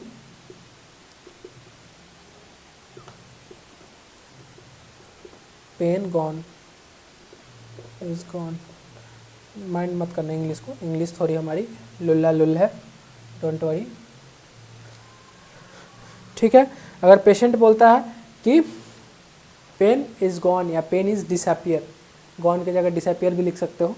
अगर पेन ख़त्म हो गया है तो हम लोग उस टाइम तुरंत इसको रप्चर, क्या बोलते हैं, अपेंडिक्स को ये करेंगे, एसेस करेंगे। क्यों, क्योंकि वो रप्चर ना हो गया हो, क्योंकि एक ही कंडीशन में पेशेंट का पेन ख़त्म हो सकता है, अपेंडिक्स रप्चर होना, ऐसे नहीं पेन जाएगा, ठीक है।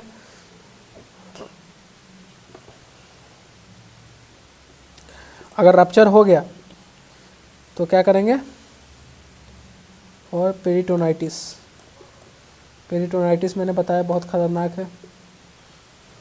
क्या हो सकता है इस कंडीशन में, फीवर आ सकता है पेशेंट को चिल्स के साथ,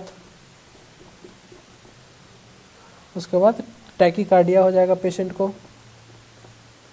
टैकीकार्डिया। उसके बाद क्या होगा, टैकीपीनिया हो सकता है,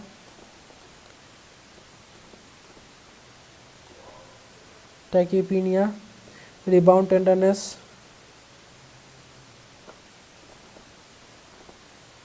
टेंडरनेस, ठीक है। उसके बाद गार्डिंग ऑफ एब्डोमेन,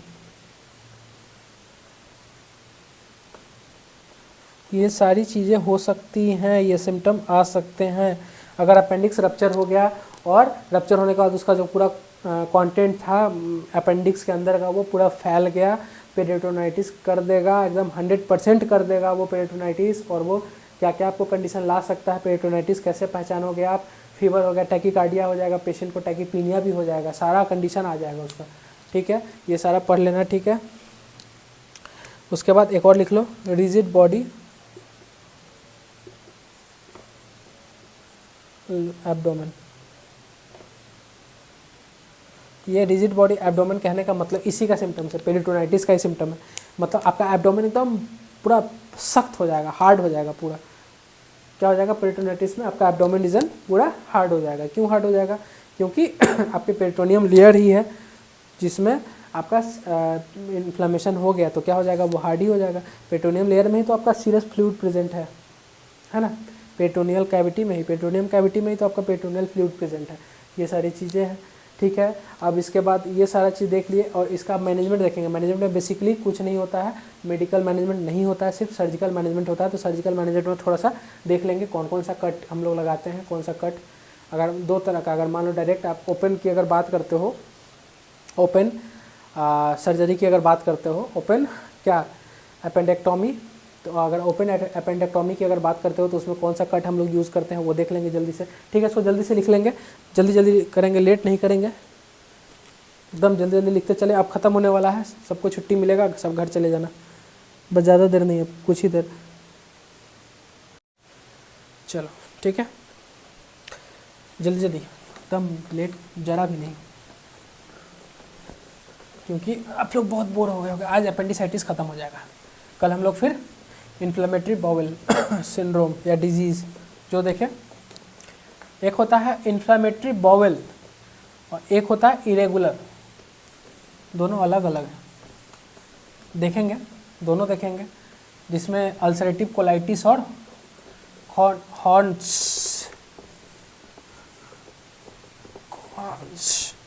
सब देखेंगे, दोनों में क्या डिफरेंस, पूरा डिफरेंस करके पढ़ेंगे दोनों को, मज़ा आएगा कल वाले लेक्चर में। कल दो डिजीज़ को हम लोग कवर करेंगे, कौन कौन, हॉर्न्स और अल्सरेटिव कोलाइटिस।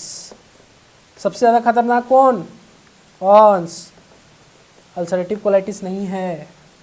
और मैलिग्नेंसी का चांस सबसे ज़्यादा किस में है, कैंसर का चांस कौन से डिजीज़ में है, पहले तो अब छोड़ो, अभी नहीं जानोगे आप लोग, ऐसे होता है अल्सरेटिव कोलाइटिस में ही, लेकिन वो कल हम लोग बताएंगे तब समझ में आएगा आपको, अभी बोलने से कोई फ़ायदा है नहीं, क्योंकि बहुत लोग नहीं पढ़े होंगे आप लोग में से, ठीक है। सर्जिकल मैनेजमेंट के देखते हैं, दो मैनेजमेंट होगा, क्योंकि इसमें मेडिकल मैनेजमेंट एक लिखा ही दिया आपको कि माइल्ड एनाल्जेसिक यूज कर सकते हैं, लाइक वही क्या बोलते हैं उसको, पैरासीटामोल, पीसीएम, उससे ज़्यादा कुछ नहीं, ठीक है। पहले लिखे ओपन एपेंडेक्टोमी और दूसरा लैप्रोस्कोपिक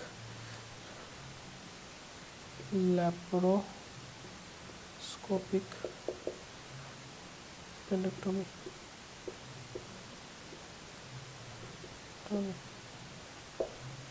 लैप्रोस्कोपिक एपेंडेक्टोमी, ओके। सबसे पहले ओपन का डालो हेडिंग, ओपन के बारे में देखना है। ओपन में कौन कौन सा इंसिजन लगा सकते हैं, तो पहले ओपन का ही देखो, ओपन में टाइप्स ऑफ इंसिजन थोड़ा सा जान लेते हैं, इंसिजन, ठीक है।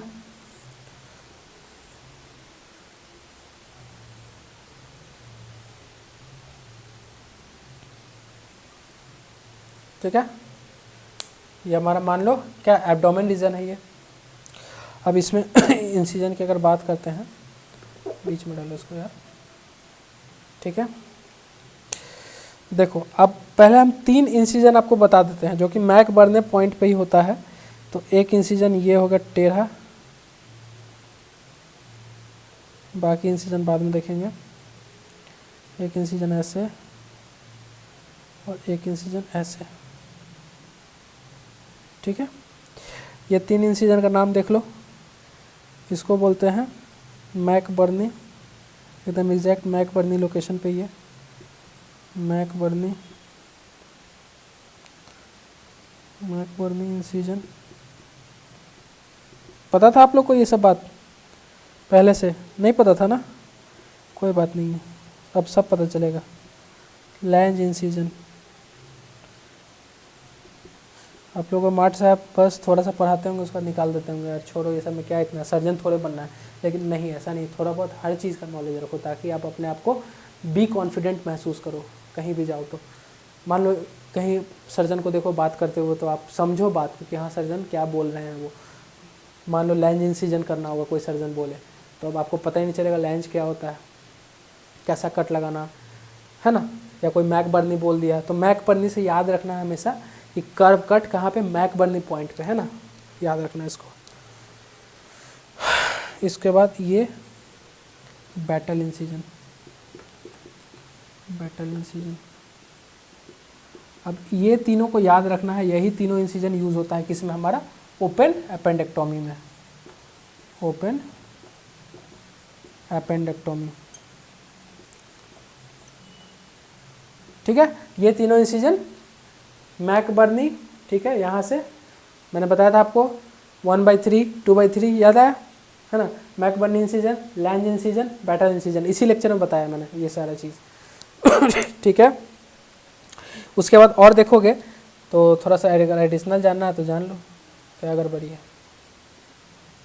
ठीक है, ये हो गया हमारा, फीमेल में होता है बेसिकली ये, मेल की बात नहीं है ये। इसको लिख सकते हैं हम लोग क्या, फेनेस्टियल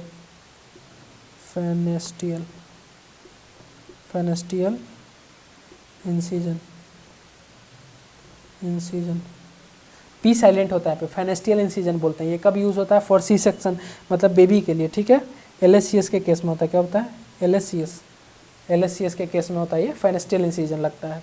जब बेबी डिलीवर करना होगा मदर को, तो उस टाइम अगर सी सेक्शन होता है तो उस टाइम यूज़ होता है ये। ठीक है। उसके बाद एक ये देख लो, मिडलाइन इंसिजन, यहाँ पे ऐसे होता है ये, इतना बड़ा नहीं होता है लेकिन मैंने एक रफली बना दिया। ठीक है, इसको बोलते हैं मिडलाइन इंसिजन, मिडलाइन क्या बोलते हैं इसको, मिडलाइन इंसिजन। और एक यहाँ पे होता है जिसको बोलते हैं कोचर इंसिजन, कोचर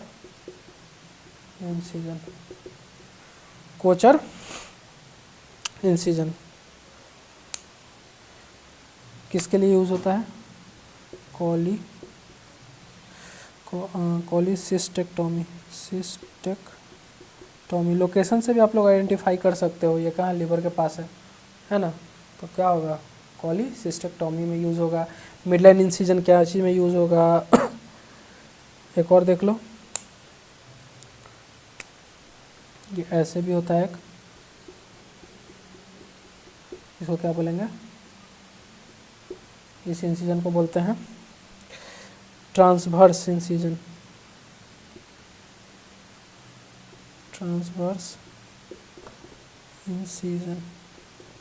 कहीं पे स्पेलिंग अगर गलत हो तो बता देना मुझे। ठीक है, एक और इंसिजन लास्ट यहाँ पे, ये देखो ऐसे ब्लैक से कर दिया ताकि कंफ्यूजन ना हो। इस इंसिजन को क्या बोलते हैं, पैरामेडियन इंसिजन,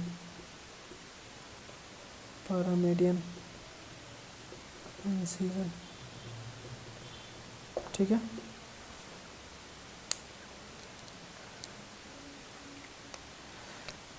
ठीक है, टाइप्स ऑफ इंसिजन की बात करेंगे हम लोग। देखो इतना टाइप्स के इंसिजन होते हैं, ये सारे को छोड़ दो, ये 3 को बस याद रखो, ये कर्व, ये सीधा और ये ऐसे सोया हुआ, ये तीनों का battle incision, McBurney incision, Lange incision, ये सारा एपेंडेक्टोमी में यूज़ होता है ये इंसिजन कट। बाकी सारा इधर उधर का, ये LSCS, इसको क्या बोलते हैं, फेनेस्टियल, ये जरूर याद रखना, फेनेस्टियल OBG का है लेकिन याद रखना इसको, क्या फेनेस्टियल बोलते हैं, क्या बोलते हैं, Pfannenstiel incision. Transverse incision, midline incision, paramedian incision और ये कोचर इंसिजन। कोचर इंसिजन भी बहुत फेमस है क्योंकि कोलेसिस्टेक्टोमी बहुत केस आ रहा है आजकल ऐसा हॉस्पिटल में, तो उस कंडीशन में क्या यूज़ होता है, कोचर इंसिजन यूज़ करते हैं सर्जन जो होते हैं, ठीक है। और बाकी उसके बाद क्या करना है वो सर्जन पे छोड़ दो उनका काम, क्योंकि सर्जन यूं ही सर्जन नहीं बनते हैं। 5.5 साल का MBBS प्लस 3 साल का MS, उसके बाद फिर सुपर स्पेशलिटी अलग 2 साल की, तो कितना 11-12 साल में एक अच्छा सर्जन निकलते हैं कोई भी हो, मतलब कोई भी डॉक्टर 11 से 12 साल लग जाता है उनको पढ़ने में। उसके अलावा फिर प्रिपरेशन करनी होती है, आपकी नीट की प्रिपरेशन करो तो 1 to 2 ईयर्स लग जाती है उसमें। फिर उसके बाद फर्दर आप नीट PG की अगर करो, नीट UG की बात कर रहा हूँ मैं, फिर नीट PG की करोगे तो उसमें भी 1 से 2 साल लग जाता है, तब निकलता है। फिर उसका सुपर स्पेशलिटी करो, उसमें भी 1 से 2 साल, तो मतलब 15 से 16 साल लग जाता है। इतना ये प्रोसेस करने के लिए एक डॉक्टर को, मतलब जवानी अपना निकल जाता है, 1/4 एज डॉक्टर का निकल जाता है पढ़ाई करने में। हालांकि हम लोग डॉक्टर को कभी भी कंपेयर नहीं कर सकते, डॉक्टर को बहुत पढ़ना है, हम लोग को कुछ नहीं पढ़ना है उनके सामने, कोई कंपैरिजन ही नहीं है। लेकिन फिर भी हर चीज़ जानना है हम लोग को, छोटा छोटा चीज़ हर जगह से हम लोग को नॉलेज लेना है। नॉलेज रखोगे, आपको यूज़ नहीं होगा लेकिन आप कॉन्फिडेंट फील करोगे कहीं भी जाओगे। हालांकि यूज़ है इसका, ऐसा नहीं है, लेकिन आपको ये प्रोसेस करना नहीं है ये सारा चीज़, लेकिन आपको यूज़ है इस चीज़ का, आपको नॉलेज रहना चाहिए। नहीं रहेगा फिर प्रॉब्लम होगा, इसलिए नॉलेज रखो हर चीज़ का, ये सब चीज़ का, ठीक है। तो इसको जल्दी से नोट कर लो, जिनको नोट करना है कर लो, फिर आगे बढ़ते हैं हम लोग। चलो ठीक है, पेरी ऑपरेटिव हो गया था, देख लिए, इंसिजन हो गया, ये क्या हो गया, ड्यूरिंग ऑपरेशन हो गया, क्या हो गया ये, ड्यूरिंग OT, मतलब ड्यूरिंग OT लिखो या ऑपरेटिव लिखो, ड्यूरिंग ऑपरेटिव, हाँ ऑपरेटिव लिखो, ऑपरेटिव, ड्यूरिंग ऑपरेटिव में ये 3 प्रोसेस यूज़ करेंगे, ये 3 को याद रखना बस, बाकी सब भूल जाओ। एक फेनेस्टियल यूज़ रखना, ये गाइनी में यूज़ होगा, फेनेस्टियल, क्या फेनेस्टियल, LSCS के केस में ये इंसिजन जो लगता है उसको क्या बोलते हैं, फेनेस्टियल, ठीक है। बिठा दिया जाए इसको।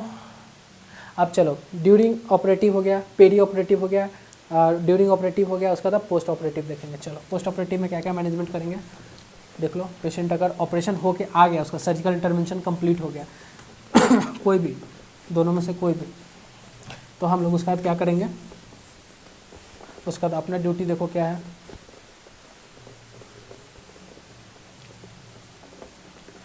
अपनी ड्यूटी क्या है, what is the duty of ours, to treat, है ना। अपन को ट्रीटमेंट नहीं देना, अपन को क्या करना है, केयर करना है पेशेंट की। तो what kind of care we gonna give to the patient after post operative, let us see what kind. First of all we should monitor vitals, ठीक है, मॉनिटर वाइटल साइंस। पहले क्या करेंगे हम लोग, जैसे पेशेंट आया मॉनिटर करेंगे उसके वाइटल साइन को, क्या क्या, TPR और एक BP, temperature, pulse rate, respiration rate और ब्लड प्रेशर, ये चारों मेज़र कर लेंगे पेन भी मेज़र कर सकते हैं, पेन जो है सो 5th वाइटल साइन है, मैंने आपको बताया था, लेकिन वो हर जगह नहीं, बेसिकली अगर मेजर लेके चले तो 4 ही वाइटल साइन होते हैं, क्या क्या, टेम्परेचर, पल्स रेट, BP और रेस्पिरेशन रेट, ठीक है, ये चारों मेज़र करेंगे हम लोग वाइटल साइन में।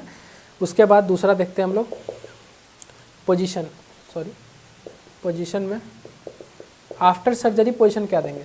सर्जरी से पहले क्या कर रहे थे हम लोग, राइट साइड लेटा रहे थे पेशेंट को और लेफ्ट वाला लेग बोल रहे थे फ्लेक्स करने के लिए। अब आफ्टर सर्जरी क्या करेंगे, सेमी फाउलर देंगे, क्या देंगे, सेमी फाउलर, जितना कम से कम जोर पड़े उस मसल पे, जितना कम से कम स्ट्रेच हो, कोशिश करना है। सेमी फाउलर पोजीशन या राइट लेटरल पोजीशन, मान लो पेशेंट अगर बोल रहा है एक पोजीशन नहीं रह सकते हैं तो राइट लेटरल पोजीशन यूज़ कर सकते हैं, ऐसे ज़्यादा चांस सेमी फॉलर को यूज़ करेंगे। राइट लेटरल कब यूज़ करेंगे, एकदम सिंपल राइट लेटरल, जब वो मान लो सेमी फॉलर से उसका मन भर गया, नहीं वो कर पा रहा है तो, मतलब नहीं रह पा रहा है तो, ठीक है, बोल रहा है कि नहीं करवट लेना है मुझे, तो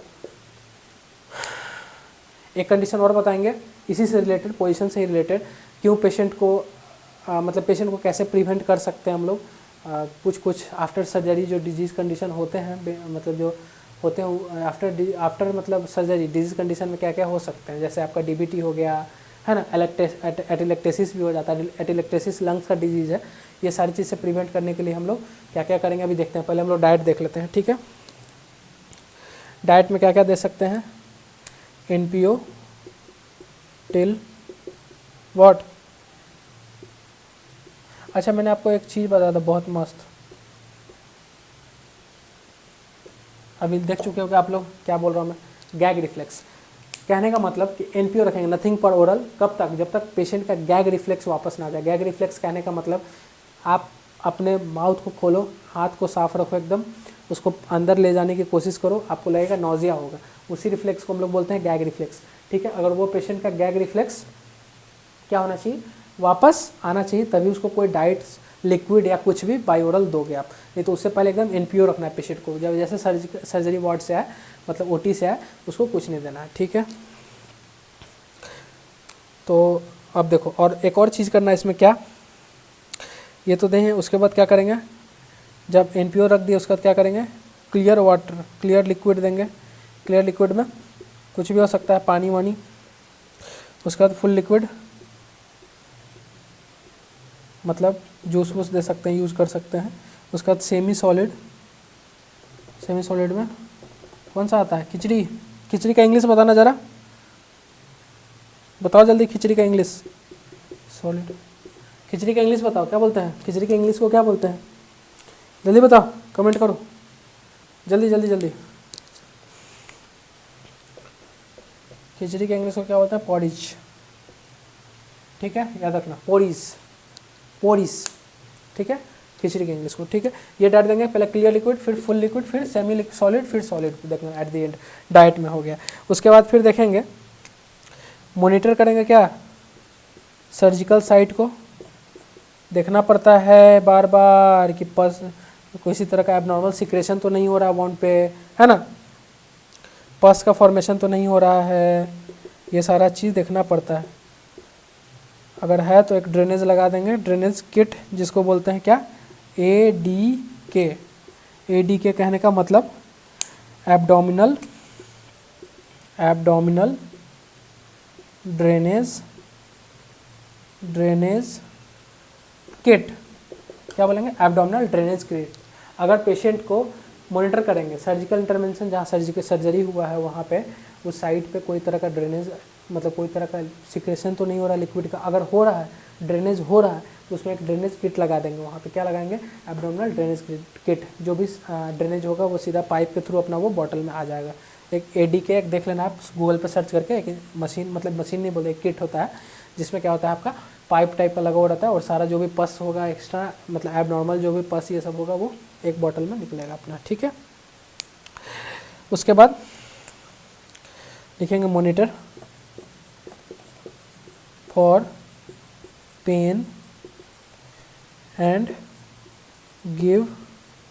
अब देखो, अब मेडिकेशन यूज कर सकते हैं हम लोग, पेन किलर, ठीक है, एज प्रिस्क्राइब्ड है, डॉक्टर लिख दो सीधा, DR। इतना चीज़ तो हमने कर दिया।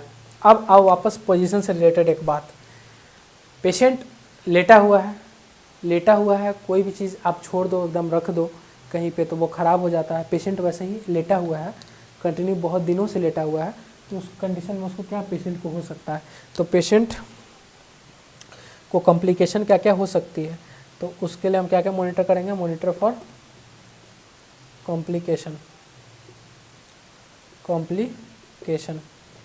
Which kind of complication. देखो सबसे पहले क्या, एटिलेक्टेसिस, पेशेंट को एटिलेक्टेसिस बताएंगे, पैरालाइटिक इलियस, ये C अलग है, ठीक है, पैरालाइटिक इलियस ठीक है, डीप वेन थ्रोम्बोसिस, हेमोरेज,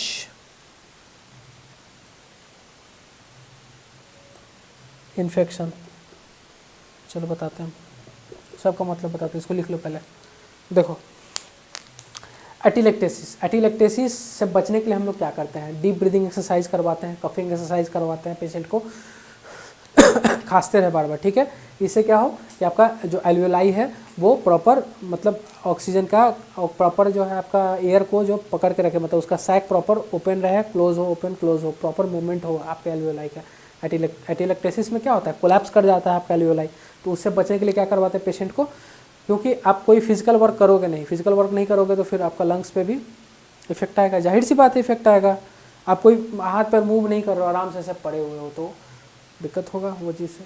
फिर उसका पैरालिटिक इलियस, मैंने आपको डाइजेस्टिव सिस्टम के एक डिसऑर्डर में ही, अभी डाइजेस्टिव सिस्टम का एक डिसऑर्डर चल रहा है, तो मैंने आपको एक इसी टाइम बताया था इलियस, पैरालिटिक इलियस के बारे में कि क्या होता है। मतलब इसमें पैरालिटिक इलियस में जो बेसिकली आपके क्या बोलते हैं उसको, जो नर्वस सिस्टम से रिलेटेड, जो आप जैसे माइजेंट्रिक प्लेक्सस मैंने बताया था आपको, उसका क्या होता है, पेरिस्टालसिस मूवमेंट का कमी हो जाना।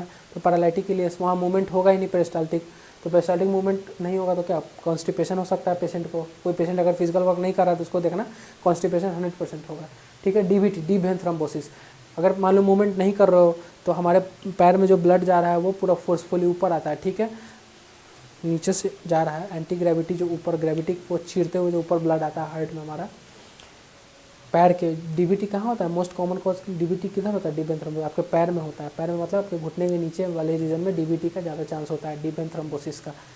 तो डीवीटी से बचने के लिए डीवीटी पंप आता है, डीवीटी प्रोफाइलैक्सिस यूज़ करते हैं हम लोग, ठीक है, वो बात की बात हम लोग देखेंगे। तो डीवीटी से बचने के लिए, डीवीटी भी हो सकता है, डीप वेन थ्रोम्बोसिस मतलब आपका जो पैर का जो डीप वेन है उसमें क्या होता है, थ्रोम्बोसिस मतलब क्लॉट कर जाना ब्लड का, ये चीज़ भी हो सकता है। मान लो मूवमेंट नहीं करोगे, एक ही जगह पड़े पड़े क्लॉट हो जाएगा वहाँ पे। उसके बाद हेमोरेज, ये सब बेड सोर में भी देखेंगे हम लोग, डीवीटी टाइप का बेड सोर में भी होता है। बेड सोर हम लोग पढ़ रहे थे, शायद स्टार्ट किया कि नहीं किया, नहीं किया शायद स्टार्ट, वीडियो नहीं डाला अभी बेड सोर पे, बनाएंगे कुछ दिन में, बेड सोर भी पढ़ना है, ठीक है। अभी हम लोग देख लेते हैं लास्ट हेमोरेज और इन्फेक्शन। हेमोरेज तो हो सकता है, हेमोरेज भी कहीं पे दब के रहो, हेमोरेज भी हो सकता है, ब्लड सर्कुलेशन कहीं पे ज़्यादा हो जाए। इन्फेक्शन किसी टाइप का इन्फेक्शन, जैसे लाइक सेप्सिस, जैसे इन्फेक्शन वाउंड पे इन्फेक्शन हो जाना, मतलब पस का फॉर्मेशन है ना, इन्फेक्शन हो जाना। ये सारी चीज़ें हैं जो कि आपकी अपेंडिसाइटिस को रिलेट करती है। अपेंडिसाइटिस इसी के साथ आज आपका ख़त्म हो गया। अब कल वाले लेक्चर में हम लोग क्या स्टार्ट करेंगे, इन्फ्लामेटरी बाउल डिजीज़। क्या स्टार्ट करेंगे, इन्फ्लामेटरी बाउल डिजीज़, IBD। एक IBS अलग होता है, ये हम लोग इन्फ्लामेटरी बाउल डिजीज़ देखेंगे। वो इन्फ्लामेटरी नहीं, इरेगुलर बाउल सिंड्रोम, उसको IBS बोलते हैं, ये IBD है, इन्फ्लामेटरी बाउल डिजीज़। तो ये हम लोग कल वाले लेक्चर में देखेंगे। आज के लेक्चर में किसी को कुछ नहीं समझ में आया कमेंट डाउन करें, कुछ नहीं आया तो फिर इस पर वापस चर्चा किया जाएगा। तो आज के लिए बस इतना ही रहने देते हैं। आई होप सो 1-1.5 घंटा के ऊपर का लेक्चर हो गया होगा, 1 घंटा तो हो ही गया होगा। झेल लिया आप लोग यहाँ तक, अगर आ गए हो तो थैंक यू सबको।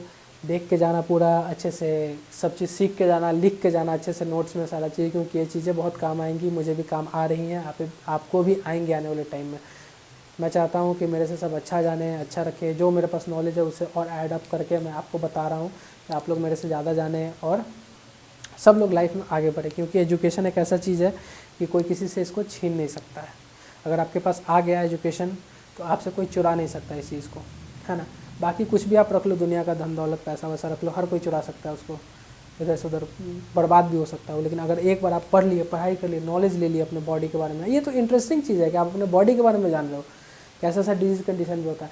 कल को जाओ आप कहीं क्लिनिक पे डॉक्टर से दिखाना, डॉक्टर साहब बोले कि नहीं, जैसे सीवियरिटी स्कोर हमने पढ़ा कि अपेंडिक्स कितना स्कोर पे, अगर मान लो आपका स्कोर जोड़ने में 5 आ रहा है और डॉक्टर बोले कि नहीं सर्जरी करना पड़ेगा, तो आप क्लेम कर सकते हो उस टाइम। आप पढ़े रहोगे तभी तो जानोगे ना कि हाँ नहीं 5 पे सर्जरी नहीं होता है, 7-8 होना चाहिए, 9 होना चाहिए स्कोर सीवियरिटी के बेसिस पे। तो ये सारा चीज़ आप लोग को पता रहेगा तभी तो। चाहे कहीं जाओ अनमैनर्ड प्रैक्टिस कर दिया किसी ने, आपको पेन किलर दे दिया अपेंडिसाइटिस के केस में, तो उस टाइम भी आप रोक सकते हो उस चीज़ को कि नहीं अपेंडिसाइटिस है, इस पेशेंट को पेन किलर नहीं यूज़ करना है अपेंडिसाइटिस में, क्यों नहीं यूज़ करना है, रीज़न भी बता सकते हो, हमने पढ़ा है ऐसा ऐसा। तो ये सारी चीज़ें हैं। यहाँ तक आ गए हो तो अच्छी बात है, देख के जाना अच्छे से, लाइक करके जाना वीडियो को हमारे, ठीक है। मिलते हैं फिर इसी के साथ कल IBD में, सॉरी इन्फ्लेमेटरी बाउल डिजीज़ में, और उसके फिर आगे वाले लेक्चर में मिलेंगे हम लोग IBS में, मतलब इरेगुलर बाउल सिंड्रोम, जिसमें कॉन्स्टिपेशन ये सब, डायरिया ये सब आ जाएगा। तो वो सब आगे लेक्चर में, इसमें हम लोग देखेंगे कॉन्स और आपका अल्सरेटिव कोलाइटिस, 2 डिजीज आएगा इसमें IBD के अंदर में। तो हम लोग कल वाले लेक्चर में डिस्कस करेंगे। ठीक है, मिलते हैं फिर, बाय बाय, टेक केयर सब, मिलते हैं कल वाले लेक्चर में सबको।